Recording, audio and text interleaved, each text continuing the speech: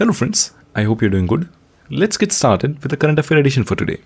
आज का ये एडिशन डेडिकेटेड है इंटरिम बजट 2024-2025 पर, जिसको 1 जनवरी को प्रेजेंट किया गया था और इसमें गवर्नमेंट ने अगले 2 महीने के लिए अपने रेवेन्यूज़ और एक्सपेंडिचर को मेंशन किया है, जो कि इंटरिम बजट में होता है। आई होप आपको पता है कि इंटरिम बजट क्या होता है। हम इंटरिम बजट की पहले काफ़ी बार बात कर चुके हैं अपने एडिशंस में। इंटरिम बजट की डिटेल्स नोट्स में भी प्रेजेंट है। तो फ्रेंड्स, 1 तारीख को प्रेजेंट किया गया ये budget finance minister Nirmala Sitharaman का 6th बजट था, और क्योंकि ये एक इंटरिम बजट था, वोट ऑन अकाउंट था, इस बजट में किसी मेजर स्कीम को अनाउंस नहीं किया गया है, ना ही कोई major tax related changes announce किए गए हैं। इस बजट को अभी हम डिटेल में डिस्कस करेंगे। अभी अगर ब्रीफली बात करें तो इस इंटरिम बजट में रूरल और अर्बन एरियाज़ के लिए एक हाउसिंग स्कीम को अनाउंस किया गया है। इंडिया के 1 करोड़ घरों के लिए एक रूफटॉप सोलर स्कीम को अनाउंस किया गया है, जिस स्कीम से इन लोगों को हर महीने लगभग 300 यूनिट्स ऑफ पावर फ्री मिलेंगी। और इस बजट का एक मेजर एम्फोसिस है ईस्टर्न इंडिया पर, जिसमें इंक्लूडेड है स्टेट्स जैसे कि बिहार, झारखंड, वेस्ट बंगाल, उड़ीसा और छत्तीसगढ़। और गवर्नमेंट की एक एस्पिरेशन है कि इंडिया के ये पिछड़े हुए ईस्टर्न स्टेट्स को इंडिया के एक ग्रोथ इंजन में कन्वर्ट करने की। चलिए इस बजट की डिटेल में बात करते हैं। तो friends, finance minister Nirmala Sitharaman ने अपनी बजट स्पीच में बोला है कि गवर्नमेंट एक हाई पावर कमेटी को एस्टैब्लिश करेगी, फॉर्म करेगी, जो कमेटी इस चीज पर अध्ययन करेगी, स्टडी करेगी कि कैसे इंडिया की पॉपुलेशन तेजी से चेंज हो रही है, इंडिया की डेमोग्राफी में चेंज आ रहे हैं, और इस डेमोग्राफी में आ रहे चेंज से क्या क्या चैलेंजेस हो सकते हैं, और इस इंडिया की डेमोग्राफी में हो रहे चेंज से क्या क्या अपॉर्चुनिटीज़ भी प्रेजेंट हो सकती हैं। तो ये कमेटी, जो अभी बनी नहीं है पर जल्द ही बना दी जाएगी, वो इन एस्पेक्ट्स को स्टडी करेगी। एज ए सेड, इंडिया की डेमोग्राफी एक अपॉर्चुनिटी भी है और एक चैलेंज भी है। फ्रेंड्स, आई होप आपको पता है कि इंडिया इस समय एक लकी सिचुएशन में है कि उसके पास यंग डेमोग्राफिक डिविडेंड है। इंडिया की जनरल पॉपुलेशन जवान है, वर्किंग एज ग्रुप में है, और काफ़ी सारे यूरोपियन कंट्रीज़ की तरह बूढ़ी नहीं है। और इंडिया के पास इस समय एक अपॉर्चुनिटी है कि इंडिया अपनी इस सिचुएशन का मैक्सिमम फ़ायदा उठाए। तो अब ये कमेटी जब बनाई जाती है, इसकी क्या रिपोर्ट होगी, इसकी क्या फाइंडिंग्स होगी, वील कवर इट। अभी के लिए इतनी जानकारी काफ़ी है कि ऐसी एक कमेटी को आने वाले समय में जल्द ही बनाया जाएगा। फ्रेंड्स, बजट का ये कंपोनेंट है मिनिस्ट्री ऑफ रूरल डेवलपमेंट की Mahatma Gandhi national rural employment guarantee scheme MNREGA से। तो इस साल के बजट फाइनेंशियल ईयर 2024-2025 में मनरेगा स्कीम के लिए 86,000 करोड़ रुपए एलोकेट किए गए हैं, और ये 86,000 करोड़ रुपए का एलोकेशन पिछले साल के बजट से 26,000 करोड़ रुपए ज़्यादा है। पर अगर इस साल का मनरेगा बजट एलोकेशन पिछले साल के मनरेगा बजट एलोकेशन से 26,000 करोड़ रुपए ज़्यादा है, तो वाई डज दिस न्यूज़ से कि इस साल मनरेगा को नेट ज़ीरो गेन हुआ है? वाई? क्योंकि फ्रेंड्स, इस साल किया गया ये 86,000 करोड़ रुपए का एलोकेशन पिछले साल के रिवाइज्ड एस्टीमेट्स जितना ही है। नाउ फ्रेंड्स, रिवाइज्ड एस्टीमेट का मतलब होता है कि बजट में अगर किसी स्कीम को कुछ एलोकेट किया गया था, फिर आगे कुछ महीने बाद पता चलता है कि वो एलोकेशन कम है, तो फिर उस स्कीम को या उस डिपार्टमेंट या मिनिस्ट्री को और पैसे एलोकेट कर दिए जाते हैं, और फिर उस एलोकेशन को रिवाइज्ड एस्टीमेट बोला जाता है। तो पिछले साल मनरेगा का रिवाइज्ड एस्टीमेट, यानी कि मनरेगा स्कीम पर पिछली बार जितना टोटल एक्सपेंडिचर हुआ था, वो लगभग 86,000 करोड़ रुपए ही था। तो इस साल गवर्नमेंट ने शुरुआत में ही मनरेगा पर 86,000 करोड़ रुपए एलोकेट कर दिए हैं, विच मीन्स मनरेगा का एलोकेशन नहीं बढ़ा है। The net gain for the MNREGA budget may be zero और नेगेटिव। अब फ्रेंड्स, मनरेगा स्कीम क्या है, सोसाइटी में उसका क्या रोल है, और क्यों गवर्नमेंट इस स्कीम को लेकर ज़्यादा एंथुजियास्टिक नहीं है, इस पर हम पहले बात कर चुके हैं। अगर ब्रीफली अभी करें तो फ्रेंड्स, गवर्नमेंट की पॉलिसीज़ को अगर आप एनालाइज करें तो आप ये देख सकेंगे कि गवर्नमेंट की कोशिश है कि लोगों को खुद आत्मनिर्भर बनाया जाए और उनको ऐसी स्कीम से डिपेंडेंट ना बनाया जाए। Which is why there is a trend कि government is not very enthusiastic regarding such schemes which makes people overwhelmingly dependent on state support.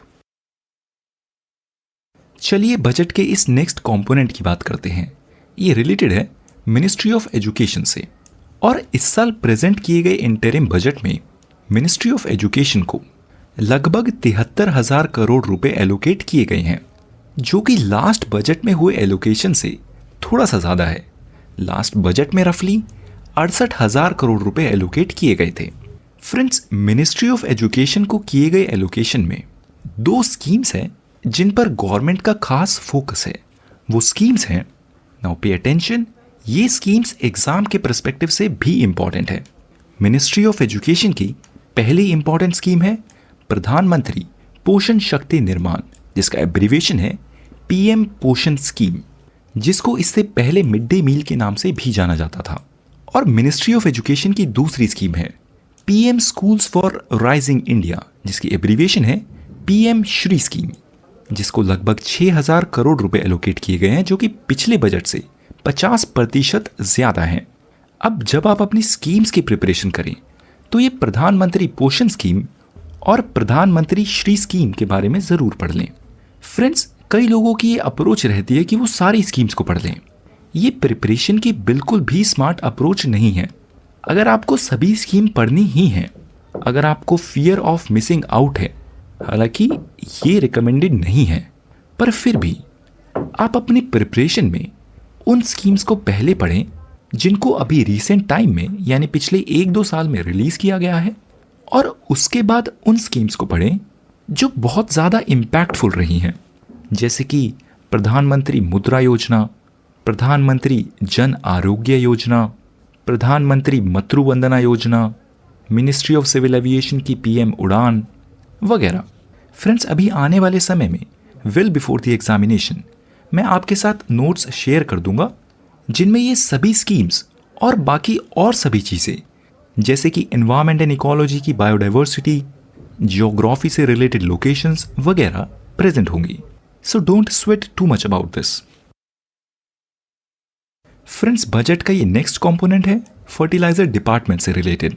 तो गवर्नमेंट ने इस इंटरिम बजट में फर्टिलाइजर सब्सिडीज के लिए किए जाने वाले एलोकेशन को कम कर दिया है। गवर्नमेंट का ये अनुमान है कि यूक्रेन में स्थिति सुधरने की वजह से ग्लोबल लेवल पर फर्टिलाइजर के प्राइसेस कम हो जाएंगे, इट विल कूल डाउन, जिसकी वजह से इंडियन गवर्नमेंट का भी खर्चा कम होगा, जिसकी वजह से ही फर्टिलाइजर सब्सिडीज के लिए एलोकेशन कम किया गया है। पिछले बजट में जब फर्टिलाइजर सब्सिडीज के लिए 1,75,148 करोड़ रुपए का एलोकेशन था, इस इंटरिम बजट में ये एलोकेशन है रफली 1,64,000 करोड़ रुपए।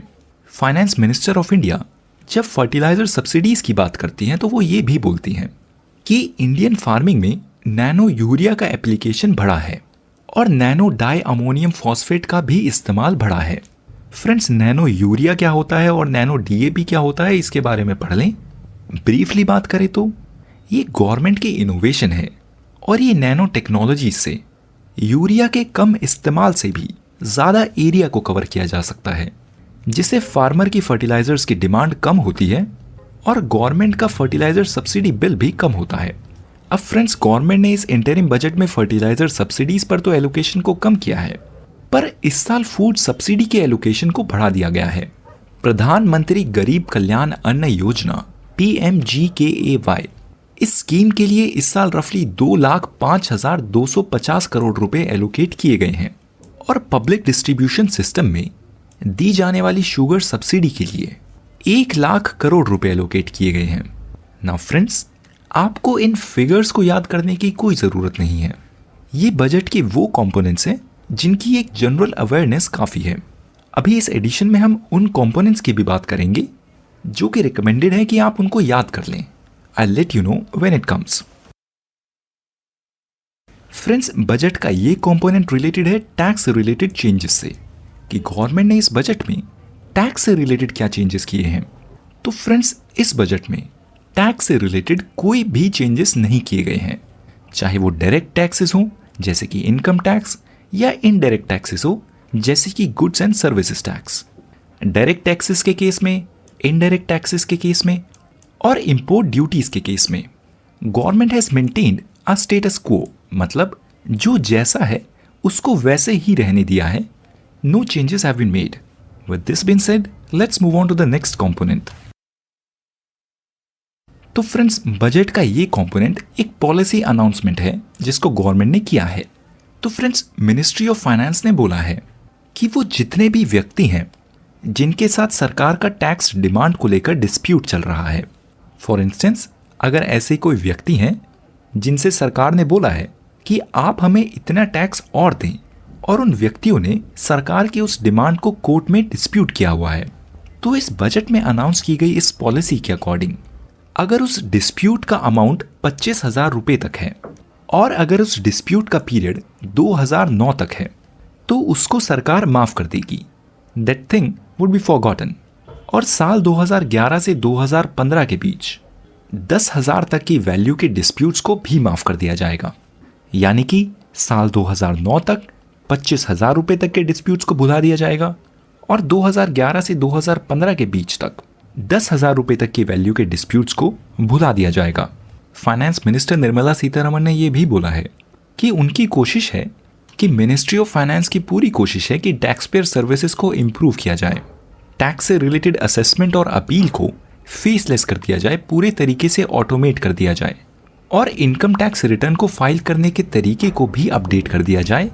इनकम टैक्स से रिलेटेड एक नई फॉर्म 26AS को इंट्रोड्यूस किया जाएगा और टैक्स रिटर्न्स के लिए प्री फिलिंग के ऑप्शन को भी इंट्रोड्यूस किया जाएगा. अब ये डिटेल्स भी आपके लिए याद करना ज़रूरी नहीं है. आप बस केवल ये समझें कि गवर्नमेंट की कोशिश है कि वो लोगों के टैक्स पेइंग एक्सपीरियंस को इम्प्रूव करना चाहती है. फ्रेंड्स, बजट का ये कंपोनेंट रिलेटेड है कुछ पॉलिसी चेंजेस से. हालांकि गवर्नमेंट ने टैक्स की डिमांड में कोई चेंज नहीं किए हैं. The interim budget did not propose changes in the existing taxation. पर गवर्नमेंट ने स्टार्टअप्स के केस में या फिर सॉवरेन वेल्थ फंड्स या पेंशन फंड्स के द्वारा किए जाने वाली इन्वेस्टमेंट्स के केस में और इंटरनेशनल फाइनेंशियल सर्विसेज सेंटर्स को दिए जाने वाले टैक्स एग्जेम्पशन के केस में इन तीनों एंटिटीज को दिए जाने वाले स्पेशल इंसेंटिव्स के केस में कुछ चेंजेस किए हैं. तो इन तीनों entities, startups, sovereign wealth funds या फिर इंटरनेशनल फाइनेंशियल सर्विसेज सेंटर को इनको दिए जाने वाले स्पेशल इंसेंटिव्स 31 मार्च को एक्सपायर हो रहे थे. अब इस इंटरिम बजट में गवर्नमेंट ने प्रपोज किया है, गवर्नमेंट ने डिक्लेयर किया है कि इन तीनों एंटिटीज को दिए जाने वाले स्पेशल इंसेंटिव्स को एक और साल के लिए बढ़ा दिया जाएगा 31 मार्च 2025 तक, जिससे गवर्नमेंट की उम्मीद है कि ये तीनों रिस्पेक्टिव इंडस्ट्रीज और ग्रो करेंगी. Alright, let's talk about the statement regarding प्रधानमंत्री मुद्रा योजना by the फाइनेंस मिनिस्टर.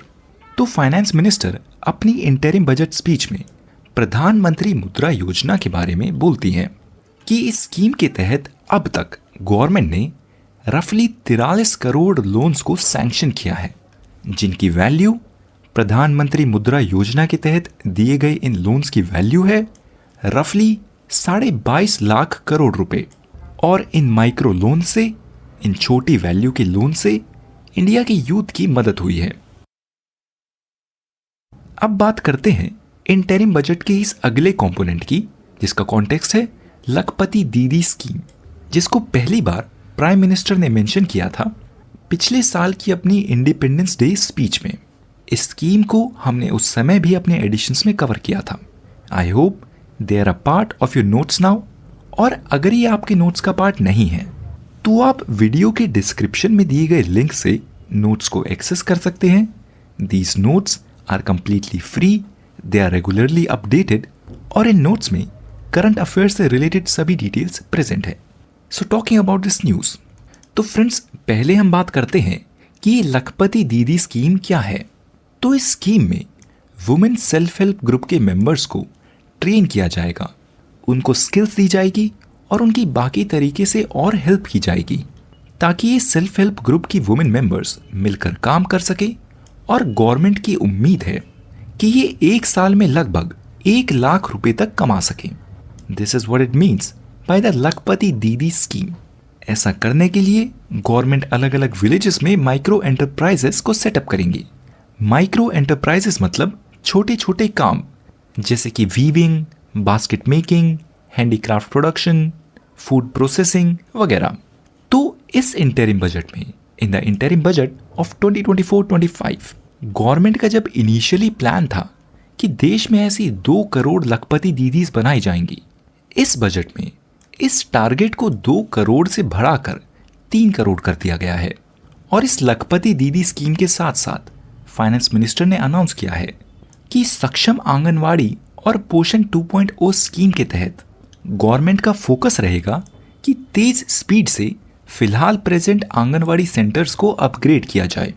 और इस अपग्रेडेशन में गवर्नमेंट का फोकस रहेगा न्यूट्रिशनल डिलीवरी पर और अर्ली चाइल्डहुड केयर और डेवलपमेंट पर। ना फ्रेंड्स, एग्जाम के पर्सपेक्टिव से काफ़ी सारी चीज़ें होती हैं जिनको याद करना ज़रूरी नहीं होता, जिनकी एक जनरल अवेयरनेस काफ़ी है, पर कुछ चीज़ें होती हैं जिनको याद करना ज़रूरी है। ये लखपति दीदी स्कीम भी एक ऐसी स्कीम है जिसको आप याद कर लें, जिसको आप समझें, जिसके आप कोर पर्पस को समझें, जिसका कोर पर्पस है women empowerment using the power of self help groups. इस डिटेल को आप प्रिलिमिनरी के साथ साथ मेंस में भी यूज़ कर सकते हैं। और इसको यूज़ करने से, इस करंट अफेयर की नॉलेज को यूज़ करने से आपके मेंस के आंसर की क्वालिटी काफ़ी इंप्रूव हो जाएगी। Alright, let's talk about this next component of the interim budget. तो फ्रेंड्स, रिसर्च एंड डेवलपमेंट से रिलेटेड गवर्नमेंट ने अनाउंस किया है कि सनराइज सेक्टर्स में गवर्नमेंट रिसर्च एंड डेवलपमेंट को प्रमोट करने के लिए 1 लाख करोड़ रुपए एलोकेट करेगी। अब बात करते हैं कि ये सनराइज सेक्टर्स क्या होते हैं। फ्रेंड्स, इसके नाम से एक आइडिया मिलता है। फ्रेंड्स, ये वो सेक्टर्स होते हैं जो एक इवॉल्विंग, डेवलपिंग स्टेज में होते हैं, जिन सेक्टर्स का इंफ्रास्ट्रक्चर पूरी तरीके से डेवलप्ड नहीं होता, जैसे कि ग्रीन हाइड्रोजन सेक्टर, या फिर AI टेक्नोलॉजी सेक्टर, या फिर electronic vehicles industry sector, EV sector. तो गवर्नमेंट ने इन सनराइज सेक्टर में रिसर्च और डेवलपमेंट के लिए 1 लाख करोड़ रुपए एलोकेट किए हैं। फ्रेंड्स, आई होप आपको पता है कि गवर्नमेंट की पूरी कोशिश है कि इंडिया में रिसर्च एंड डेवलपमेंट का इकोसिस्टम बढ़े। इंडिया एक ऐसी कंट्री बने जो ग्लोबल लेवल पर रिसर्च करे। और इसके लिए ही पिछले साल नेशनल रिसर्च फाउंडेशन बिल को भी पास किया गया था। फ्रेंड्स, ये नेशनल रिसर्च फाउंडेशन बिल एक इम्पॉर्टेंट बिल है। इसके बारे में भी आप पढ़ लें, इसकी डिटेल्स नोट्स में भी प्रेजेंट है। पिछले साल पास किए गए इस बिल में बात की गई है एक ऑटोनोमस बॉडी की, जिसका कॉर्पस है 50,000 करोड़ रुपए। और इस बिल की और सरकार की जनरली भी कोशिश है कि वो रिसर्च जो जनरली गवर्नमेंट सेक्टर में होती है, उस रिसर्च में प्राइवेट सेक्टर को भी इंक्लूड किया जाए और नॉन गवर्नमेंटल सोर्सेज को भी इंक्लूड किया जाए। As I said, the government has been aiming to encourage private sector enterprises to invest in core research and development traditionally funded primarily by the government. चलिए budget के इस next component की बात करते हैं। ये रिलेटेड है बायो मैन्युफैक्चरिंग से और बायो फाउंड्री से। फ्रेंड्स, ये स्कीम रिलेटेड है अभी इस्तेमाल होने वाले प्लास्टिक प्रोडक्ट्स को बायो फ्रेंडली प्रोडक्ट से रिप्लेस करने पर। The aim of the scheme is to provide environmental friendly alternatives such as biodegradable polymers, bioplastics, biopharmaceuticals और बायो एग्री इनपुट्स। और गवर्नमेंट की कोशिश है कि इस स्कीम से इंडिया की बायो इकोनॉमी बनेगी और बढ़ेगी। और इस बायो इकोनॉमी सेक्टर का इंडियन इकोनॉमी में साल 2030 तक गवर्नमेंट की आशा के अनुसार $300 बिलियन का योगदान होगा और साल 2047 तक $1 ट्रिलियन का योगदान होगा। ये प्रोडक्ट्स सस्टेनेबल होंगे, एज यू कैन इमेजिन, और इससे इंडिया के अपने आप को एक ग्रीन इकोनॉमी बनाने के गोल्स भी अचीव होंगे। फ्रेंड्स, बात करते हैं बजट के नेक्स्ट कंपोनेंट की। ये कंपोनेंट रिलेटेड है प्रधानमंत्री आवास योजना से, जिसके कॉन्टेक्स्ट में फाइनेंस मिनिस्टर निर्मला सीतारमण ने बोला है कि गवर्नमेंट सोसाइटी के मिडिल क्लास सेक्शन के लिए एक स्कीम लॉन्च करेगी। उन लोगों के लिए जो फिलहाल किराए के घरों में रहते हैं, स्लम्स में रहते हैं, चौल में रहते हैं या फिर अनऑथराइज्ड कॉलोनीज में रहते हैं, ताकि ये लोग अपने खुद के घर खरीद सकें और अपने खुद के घर बना सकें। ये स्कीम प्रधानमंत्री आवास योजना का ही एक कंपोनेंट होगा। इसकी डिटेल्स अभी मेंशन नहीं की गई हैं। और प्रधानमंत्री आवास योजना रूरल मतलब रूरल एरियाज में जो प्रधानमंत्री आवास योजना के तहत घर बनाए जा रहे हैं, उससे रिलेटेड फाइनेंस मिनिस्टर ने अनाउंसमेंट की है कि सरकार प्रधानमंत्री आवास योजना रूरल के तहत 2 करोड़ और घर बनाएगी। मतलब प्रधानमंत्री आवास योजना के तहत जो लोगों को घर बनाने में असिस्टेंस दी जाती है, ये असिस्टेंस को अगले और 5 साल के लिए बढ़ा दिया गया है और उम्मीद है कि अगले 5 साल में रूरल एरियाज में 2 करोड़ और घर बनेंगे। अब बात करते हैं इस बजट के सबसे इंपॉर्टेंट कंपोनेंट की और पिछले रीसेंट टाइम्स में अनाउंस की गई सबसे मेजर स्कीम की। ये स्कीम है प्रधानमंत्री सूर्योदय योजना, जिस स्कीम को प्रधानमंत्री ने अयोध्या मंदिर में प्राण प्रतिष्ठा के जस्ट बाद अनाउंस किया था। तो अयोध्या में प्राण प्रतिष्ठा के जस्ट बाद प्रधानमंत्री ने इस स्कीम के बारे में एक जनरल अनाउंसमेंट की थी और कोई डिटेल्स नहीं दी गई थी। अब इस इंटरिम बजट में इस स्कीम की डिटेल्स को मेंशन कर दिया गया है। उनकी बात करें तो गवर्नमेंट लगभग 1 करोड़ हाउस होल्ड्स को, 1 करोड़ घरों को अपने घरों पर रूफटॉप सोलराइजेशन करने के लिए मदद करेगी, उनको फाइनेंशियल इंसेंटिव देगी, सब्सिडी देगी। रूफटॉप सोलराइजेशन मतलब अपनी छत पर सोलर पैनल लगाना, उनको बैटरी से कनेक्ट करना ताकि वो बैटरीज में स्टोर्ड एनर्जी को घर के इस्तेमाल के लिए यूज किया जा सके। गवर्नमेंट की उम्मीद है कि इस रूफटॉप सोलराइजेशन स्कीम से हर महीने रफली बिजली की 300 यूनिट्स प्रोड्यूस की जा सकेंगी और इससे उन घरों को जो बचत होगी वो हर साल में होगी लगभग 15,000 से 18,000 रुपए के बीच। और इस सोलर रूफटॉप के साथ नेट मीटरिंग भी की जाएगी, जिसका मतलब है कि अगर इतनी बिजली प्रोड्यूस होती है जो वो घर इस्तेमाल नहीं करता, तो उस बिजली को दोबारा से एनर्जी ग्रिड में भेज दिया जाएगा ताकि उस बिजली को उस ग्रिड से कनेक्टेड और हाउस होल्ड यूज कर सकें और उस बिजली की जितनी भी कीमत होगी वो उस यूजर को वापसी दे दी जाएगी। That amount would be offsetted in their electricity bills. Now friends, ये प्रधानमंत्री सूर्योदय योजना एक काफी इंपॉर्टेंट स्कीम है, इसके बारे में भी आप जरूर पढ़ लें। फ्रेंड्स, इस रूफटॉप सोलराइजेशन स्कीम के साथ साथ फाइनेंस मिनिस्टर ने यह भी अनाउंस किया है कि ऑफशोर विंड सेक्टर में, मतलब इंडिया के कोस्टल एरियाज में जो विंड मिल्स लगाकर एनर्जी प्रोड्यूस की जाती है, जिसको ऑफशोर विंड सेक्टर बोला जाता है, इस एनर्जी प्रोडक्शन के लिए अगर कोई 1 गीगावाट तक की एनर्जी प्रोडक्शन पर इन्वेस्ट करता है, कोई वहां पर अगर ऐसे इंफ्रास्ट्रक्चर को एस्टैब्लिश करता है, तो ऐसे बिजनेसेस की मदद के लिए गवर्नमेंट उनको वायबिलिटी गैप फंडिंग देगी।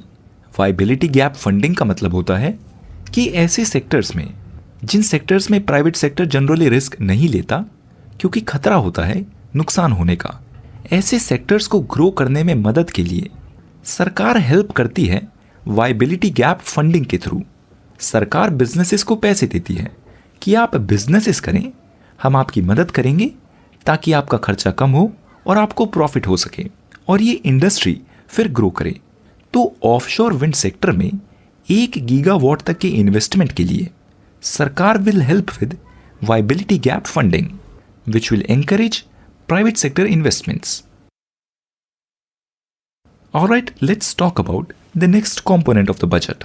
ये रिलेटेड है सर्वाइकल कैंसर वैक्सीनेशन से। तो फ्रेंड्स, सर्वाइकल कैंसर की हम पहले काफ़ी बार बात कर चुके हैं अपने ही एडिशंस में। सर्वाइकल कैंसर की डिटेल्स, इससे रिलेटेड वैक्सीनेशंस भी नोट्स में प्रेजेंट हैं। तो इस बजट में सर्वाइकल कैंसर से रिलेटेड वैक्सीनेशन पर बात की गई है कि सरकार की कोशिश रहेगी कि सर्वाइकल कैंसर की वैक्सीनेशन कवर को और तेजी से बढ़ाया जाए ताकि इंडिया में सर्वाइकल कैंसर रिलेटेड डेथ्स कम हो जाएं। इस वैक्सीनेशन को फिलहाल एग्जिस्ट कर रही मैटरनल और चाइल्ड हेल्थ केयर स्कीम्स में इंटीग्रेट कर दिया जाए, जैसे कि प्रधानमंत्री वंदना योजना में या फिर प्रधानमंत्री मातृ वंदना योजना में। अब friends, you should pay attention कि सर्वाइकल कैंसर क्या है, इसकी क्या वैक्सीनेशन है, इसकी इंडिया में क्या प्रेवलेंस है, इसके बारे में आप ज़रूर पढ़ लें। साइंस एंड टेक्नोलॉजी के पर्सपेक्टिव से ये एक अब इम्पॉर्टेंट टॉपिक है। इनफैक्ट पिछले कुछ सालों से ही ये इम्पॉर्टेंट टॉपिक है, क्योंकि गवर्नमेंट की काफ़ी समय से कोशिश है कि सर्वाइकल कैंसर को इंडिया में कंट्रोल किया जाए वैक्सीनेशन के थ्रू, क्योंकि ये ईजिली कंट्रोलेबल है अगर लोगों को सही समय पर ये वैक्सीनेशन दे दी जाए। फ्रेंड्स, पहले सर्वाइकल कैंसर की वैक्सीनेशंस को बाहर से इंपोर्ट किया जाता था, पर कुछ समय पहले ही इंडिया अब डोमेस्टिकली ही सर्वाइकल कैंसर की वैक्सीनेशन को मैन्युफैक्चर करता है। ये डिटेल्स भी नोट्स में प्रेजेंट है, सर्वाइकल कैंसर के बारे में ज़रूर पढ़ लें। फ्रेंड्स, ये बजट का नेक्स्ट कंपोनेंट है। इसका कॉन्टेक्स्ट है इंडिया में ऑयल सीड इंपोर्ट से रिलेटेड रिलायंस के लिए लिए गए स्टेप्स। मतलब इंडिया जो फिलहाल भारी मात्रा में ऑयल सीड्स को बाहर से इंपोर्ट करता है, जिससे इंडिया का करंट अकाउंट डेफिसिट भी काफ़ी बढ़ता है, इंडिया का इंपोर्ट बिल बढ़ता है। इन ऑयल सीड्स को इंडिया में डोमेस्टिकली प्रोड्यूस किया जाए, उसके लिए गवर्नमेंट ने स्ट्रेटेजीज को अनाउंस किया है। और गवर्नमेंट ने फर्टिलाइजर सेक्टर में nano DAP, nano di ammonium phosphate fertilizer को यूज़ करने की भी बात की है। और गवर्नमेंट ने डेयरी सेक्टर्स में भी फार्मर की मदद करने के लिए स्टेप्स को अनाउंस किया है। हालांकि फाइनेंस मिनिस्टर ने अपनी स्पीच में इन अनाउंसमेंट्स पर डिटेल में बात नहीं की है, but still you should know government का एक फोकस है ऑयल सीड्स के केस में सेल्फ रिलायंस पर, फार्मिंग सेक्टर में नैनो डीएपी पर और डेयरी फार्मर्स की मदद करने पर। ये बजट का नेक्स्ट कंपोनेंट रिलेटेड है मिनिस्ट्री ऑफ रेलवेज से। तो रेलवेज के केस में फाइनेंस मिनिस्टर ने बोला है कि रेलवेज 3 नए इकोनॉमिक कॉरिडोर प्रोग्राम्स को लॉन्च करेगा, जिसमें डेडिकेटेड रेलवे कॉरिडोर्स बनाए जाएंगे। डेडिकेटेड कॉरिडोर्स का मतलब होता है फ्रेंड्स ऐसे स्पेशल रूट्स जिनमें सिर्फ डेडिकेटेड ट्रेन्स ही रन करें। ऐसा ना हो कि लोग भी उन्हीं रेल्स पर ट्रैवल कर रहे हैं और माल गाड़ियां भी उन्हीं रेल्स पर ट्रैवल कर रही हैं। रेलवे के स्पेशल कॉरिडोर्स में रेलवे ट्रैक्स को स्पेशली रिजर्व कर दिया जाता है डेडिकेटेड पर्पस के लिए। और इस बजट में बात की गई है 3 ऐसे नए इकोनॉमिक कॉरिडोर बनाने की। ये इकोनॉमिक कॉरिडोर होंगे एनर्जी इकोनॉमिक कॉरिडोर, जिसकी डिटेल्स अभी मेंशन नहीं की गई हैं, रेल सागर कॉरिडोर जो होगा पोर्ट कनेक्टिविटी से रिलेटेड, और तीसरा कॉरिडोर होगा अमृत चतुर्भुज कॉरिडोर जो कि डेडिकेटेड होगा हाई ट्रैफिक डेंसिटी से डील करने के लिए। इन कॉरिडोर्स को बनाने के लिए लगभग 434 प्रोजेक्ट्स होंगे जिनको सैंक्शन किया जाएगा और लगभग 11 लाख करोड़ रुपए की इन्वेस्टमेंट होगी। और इन इकोनॉमिक कॉरिडोर्स के साथ साथ मिनिस्ट्री ऑफ रेलवेज ने एक और अनाउंसमेंट की है, वो रिलेटेड है इंडियन रेलवेज के फिलहाल प्रेजेंट 40,000 कोचेस को अपग्रेड करने से। मतलब फिलहाल रेलवेज के जो कोचेस हैं उनको अपग्रेड किया जाएगा ताकि पैसेंजर एक्सपीरियंस एनहांस हो और इन रेल के डिब्बों में वंदे भारत ट्रेन जैसी अमेनिटीज हो जाएं। इस अपग्रेडेशन एक्सरसाइज के लिए लगभग 15,200 करोड़ रुपए को एलोकेट किया गया है। ऑलराइट, बात करते हैं बजट के इस अगले कंपोनेंट की जो रिलेटेड है ईवी इंडस्ट्री से। तो गवर्नमेंट का प्लान है 2070 तक नेट जीरो एमिशंस अचीव करने का, और इसके लिए अभी से स्टेप लिए जा रहे हैं। एक मेजर स्टेप है इंडिया में इलेक्ट्रॉनिक व्हीकल इकोसिस्टम को बनाने का, ईवी इंडस्ट्रीज को प्रमोट करने का, अलग अलग जगह पर चार्जिंग इंफ्रास्ट्रक्चर को एस्टैब्लिश करने का। और इस गोल को फाइनेंस मिनिस्टर ने अपनी स्पीच में मेंशन किया है। मतलब गवर्नमेंट की कोशिश है कि इन स्टेप्स पर और काम किया जाए। Alright, let's talk about this pure economic concept जिसको बजट में मेंशन किया गया है। तो फ्रेंड्स, हर साल बजट में मेंशन किया जाता है कि आने वाले साल में गवर्नमेंट का फिस्कल डेफिसिट टारगेट क्या रहेगा। जैसे कि आप इस ग्राफ में देख सकते हैं, गवर्नमेंट की कोशिश है fiscal responsibility and budget management act के तहत कि गवर्नमेंट एक स्पेसिफिक पीरियड तक अपने फिस्कल डेफिसिट को कम कर ले और एक प्री डिटरमिन्ड लेवल तक ले आए। जैसे कि आप इस ग्राफ में देख सकते हैं, गवर्नमेंट ओवर द पीरियड अपने फिस्कल डेफिसिट को कम कर रही थी, पर कोविड पेंडेमिक के बाद ये फिस्कल डेफिसिट काफ़ी बढ़ गया, विच वॉज वेरी एक्सपेक्टेड। तो अब गवर्नमेंट की कोशिश है कि फिर से इस ट्रेजेक्टरी को, फिर से फिस्कल रिस्पॉन्सिबिलिटी को परस्यू किया जाए। और इस बजट में गवर्नमेंट ने अपने फिस्कल डेफिसिट को 4.5% पे सेट किया है। मतलब इस नेक्स्ट फाइनेंशियल ईयर में गवर्नमेंट का फिस्कल डेफिसिट रहेगा 4.5% तक। गवर्नमेंट की कोशिश रहेगी कि 4.5% का टारगेट ब्रीच ना हो, और फिर उसके अगले साल इस टारगेट को और घटाया जाएगा, और उसके साल और घटाया जाएगा, और धीरे धीरे उस प्री डिटरमिन्ड लेवल को अचीव कर लिया जाएगा। और फिस्कल डेफिसिट के साथ साथ निर्मला सीतारमण ने बोला है कि सरकार कैपिटल एक्सपेंडिचर करेगी 11.11 लाख करोड़ रुपए का। Alright, let's talk about the next component of this budget. Friends, finance minister Nirmala Sitharaman बोलती हैं कि सरकार ने अपने टेन्योर में, अपने पिछले 9 साल के टेन्योर में इंडिया में लगभग 25 करोड़ लोगों को मल्टी डायमेंशनल पॉवर्टी से बाहर निकाला है। अब मल्टी डायमेंशनल पॉवर्टी क्या होती है, ये आपका काम है। ये एक सिंपल टॉपिक है, इसके बारे में पढ़ लें, और इसी से related global multi dimensional poverty index के बारे में भी पढ़ लें। इसकी डिटेल्स नोट्स में भी प्रेजेंट है। Friends, finance minister Nirmala Sitharaman अपनी स्पीच में इन्फ्लेशन की भी बात करती हैं और बोलती हैं कि देश में इन्फ्लेशन आरबीआई के सेट किए हुए 2% से 6% के बैंड के बीच में ही है। फाइनेंस मिनिस्टर बोलती हैं कि देश में इकोनॉमिक ग्रोथ हुई है, इकोनॉमिक ग्रोथ बढ़ी है, और एक आम आदमी की, औसतन व्यक्ति की एवरेज रियल इनकम बढ़ी है 50% से। अब इस स्टेटमेंट में इनकम इनइक्वालिटी का कोई जिक्र नहीं है। ये सब वो चीज़ें हैं जो आपका काम है सोचना कि एवरेज इनकम बढ़ी है, पर उस इनकम का डिस्ट्रीब्यूशन कैसा है, क्योंकि देश तभी ग्रो करेगा जब वो इनकम प्रॉपर तरीके से डिस्ट्रीब्यूटेड हो। क्योंकि फिलहाल एक ग्लोबल ट्रेंड है that rich are getting richer and poor are getting poorer. Alright, ये बजट का आखिरी कंपोनेंट है। ये रिलेटेड है मिनिस्ट्री ऑफ एक्सटर्नल अफेयर्स ने। तो फ्रेंड्स, गवर्नमेंट ने मिनिस्ट्री ऑफ एक्सटर्नल अफेयर्स को बजट में एलोकेशन किया है ताकि ministry of external affairs India के नेबरिंग कंट्रीज में इन्वेस्टमेंट्स कर सके, उनकी मदद कर सके। ये एक जनरल क्राइटेरिया है। तो अब इन एलोकेशंस की बात करते हैं। मिनिस्ट्री ऑफ एक्सटर्नल अफेयर्स को भूटान के लिए एलोकेट किए गए हैं रफली 2400 करोड़ रुपए। नेपाल के लिए मिनिस्ट्री ऑफ एक्सटर्नल अफेयर्स को एलोकेट किए हैं रफली 650 करोड़ रुपए। अब मालदीव्स एक स्पेशल केस है। आई एम वेरी श्योर कि आपको पता है इंडिया और मालदीव्स के रिलेशनशिप का करंट कॉन्टेक्स्ट क्या है। तो इंडिया और मालदीव्स के बीच फिलहाल चल रही टेंशन के बावजूद भी गवर्नमेंट ने मालदीव्स के लिए की गई एलोकेशंस को बढ़ा दिया है। इस साल गवर्नमेंट ने मालदीव्स के लिए रफली 770 करोड़ रुपए एलोकेट किए हैं, जो कि पिछले साल के एलोकेशन से लगभग 400 करोड़ रुपए ज्यादा है। This is a very good indicator of diplomacy कि इंडिया मालदीव्स को सिग्नल कर रही है कि हम आपसे नाराज नहीं हैं, हम आपकी मदद के लिए हमेशा रेडी हैं। हमने आपकी मदद की है और हम आपकी मदद करते रहेंगे। आपका जो हमको लेकर ओपिनियन है वो सही नहीं है, इट इज़ नॉट जस्टिफाइड। अब मालदीव्स इसको लेकर कैसे रिएक्ट करती है, this remains to be scene.